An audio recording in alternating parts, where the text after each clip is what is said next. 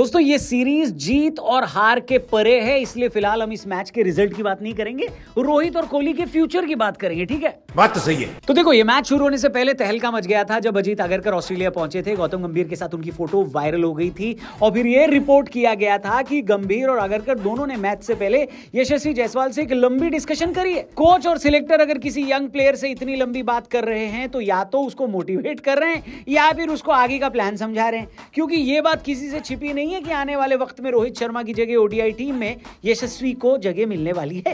ऐसे में team management का उनसे इतनी लंबी बात करने का ये मतलब निकल कर आया कि वो बहुत ही जल्द टीम में शामिल होने वाले, लेकिन इसका मतलब ये है कि रोहित शर्मा टीम से बाहर जाएंगे। ऐसे में जब शुभमन गिल टॉस हारे और रोहित शर्मा पहले बैटिंग करने आए तो सबने काम धंधा छोड़कर उनकी बैटिंग देखनी शुरू कर दी। रोहित की जब इनिंग्स खत्म हुई तो उन्होंने 97 में 73 बना लिए थे। अब ये बिल्कुल भी खराब प्रदर्शन नहीं है, लेकिन इसको अच्छा भी नहीं कहा जा सकता। खासकर जिन्होंने मैच देखा है उनको पता होगा कि रोहित ने ये रन बनाने के लिए कितना स्ट्रगल किया। 12 गेंद तक उन्होंने अपना खाता नहीं खोला था, कॉन्फिडेंस भी कम लग रहा था और कोई भी गेंद बल्ले के बीच में नहीं लग रही थी। शुरू में तो रोहित शर्मा 50 की स्ट्राइक रेट से भी बैटिंग नहीं कर पा रहे थे और इस बीच दिक्कत ये हो गई कि उनके ओपनिंग पार्टनर शुभमन गिल भी आउट हो गए, जिसकी वजह से उन पर प्रेशर आ गया। अब यहां पर हम विराट कोहली की भी बात करेंगे। 3 नंबर पर बैटिंग करने आए विराट कोहली से भी लोगों को बहुत उम्मीदें थी। उन्होंने अभी तक ऑस्ट्रेलिया दौरे पर एक भी रन नहीं बनाया था और दुख की बात यह है कि अगले सैटरडे तक बनाएंगे भी नहीं। हेलो साला ये दुख का खत्म नहीं होता बे। विराट कोहली एक बार फिर 0 पर आउट हो गए। इंटरनेशनल क्रिकेट में ऐसा पहली बार हुआ है कि विराट कोहली 2 बार बैक टू बैक खाता न खोल पाए हों, लेकिन कोहली फैंस को इतना दुख कोहली के 0 पर आउट होने पर भी नहीं हुआ जितना तब हुआ जब उन्होंने कोहली को बाहर जाते देखा, क्योंकि उन्होंने यानी कोहली ने स्टैंडिंग ओवेशन दे रही एडिलेड की जनता को ग्लव्स उठाकर थैंक यू बोला। अरे देवा ये गड़बड़ है बाबा। क्या इसका मतलब ये निकाला जाए कि विराट कोहली आखिरी बार इंटरनेशनल क्रिकेट के मैदान में बैटिंग करके बाहर जा रहे थे, या फिर एडिलेड जिनके साथ उनका इतना खास कनेक्शन है, जहां पर उन्होंने इतने रन बना दिए हैं कि एक बार तो धोनी ने भी बोल दिया था कि एडिलेड में एक स्टैंड बन जाएगा विराट कोहली के नाम से। सोचिए उस ग्राउंड में आखिरी बार खेलने का क्या वो अभिवादन कर रहे थे? कमेंट बॉक्स खुला हुआ है, आप बताइए विराट कोहली के इस एक्शन का क्या मतलब निकाला जाए।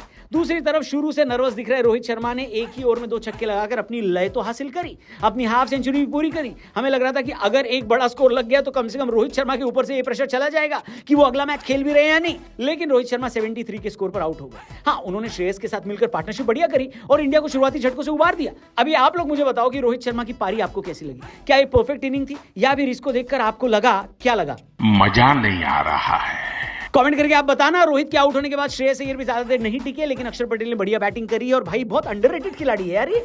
इतनी लंबी बैटिंग होने के बावजूद टीम इंडिया के लिए 50 ओवर खेलना मुश्किल हो रहा था। भला वो हर्षित राणा का जिन्होंने लास्ट में आकर कुछ इंपॉर्टेंट रन बना दिए और इंडिया को 250 के पार पहुंचा दिया। 50 ओवर के बाद इंडिया का स्कोर 264, यानी ऑस्ट्रेलिया को सीरीज जीतने के लिए बनाने थे 265 रन। अब यहां पर स्ट्रेस किसको होगा? ऑस्ट्रेलिया को, भारत को, रोहित शर्मा को, विराट कोहली को या उनके फैंस को? ये तो भैया टाइम ही बताएगा। लेकिन अगर आपकी लाइफ में भी स्ट्रेस, एंजाइटी, टेंशन, डिप्रेशन है तो उसको दूर करने का एक आसान तरीका बता रहा हूं। इनर इंजीनियरिंग प्रोग्राम कर डालो। स्पेशली लखनऊ और कानपुर के लोग अगर ये वीडियो देख रहे हैं या अगल बगल इलाकों के, तो आपके लिए गोल्डन अपॉर्चुनिटी है। 25 साल से कम उम्र के लोगों के लिए 100% स्कॉलरशिप यानी फ्री में ही अवेलेबल है। कंडीशन अप्लाइड क्यों? क्योंकि बहुत ही कम सीटें बाकी हैं। मैं चाहता हूं 25 से ऊपर के भी हो तो इस प्रोग्राम को जरूर करना। 2011 में मैंने इनर इंजीनियरिंग किया था और शांभवी महामुद्रा क्रिया सीखी थी। उसके बाद से लाइफ बहुत बदल गई है दोस्तों। रेकमेंड करूंगा, डिस्क्रिप्शन में जाइए या फिर पिन कमेंट में जो लिंक दिया है उस पे जाइए, रजिस्टर करिए। इस प्रोग्राम को करके लाइफ में अमेजिंग बदलाव पाइए। वीडियो में आगे आइए। तो 265 रन से पहले रोकना था ऑस्ट्रेलिया वालों को, सिर्फ 265 रन।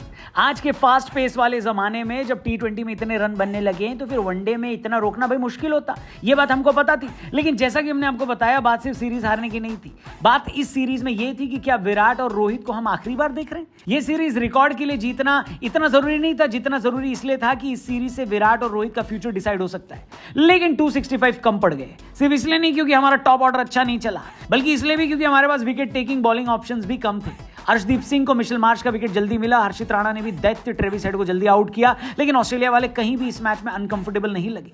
मैथ्यू शॉर्ट ने टॉप ऑर्डर से हाफ सेंचुरी लगा दी और कूपर कोनली, जिनका मैंने इससे पहले नाम भी नहीं सुना था, इन्होंने फिनिशिंग में आकर हाफ सेंचुरी लगा दी। पता नहीं क्यों दिल में एक उम्मीद तब जागी जब 5 रन बाकी होने पर मिशेल स्टार्क आउट हो गए। हमें लगा अगर 5 रन के भीतर 2 विकेट और निकाल लिए तो कोई चमत्कार हो सकता है, लेकिन ना तो चमत्कार हुआ और ना हमने नमस्कार किया। ऑस्ट्रेलिया वाले कहने को तो 2 विकेट से मैच जीते हैं, लेकिन जीत बड़े कंफर्टेबली गए।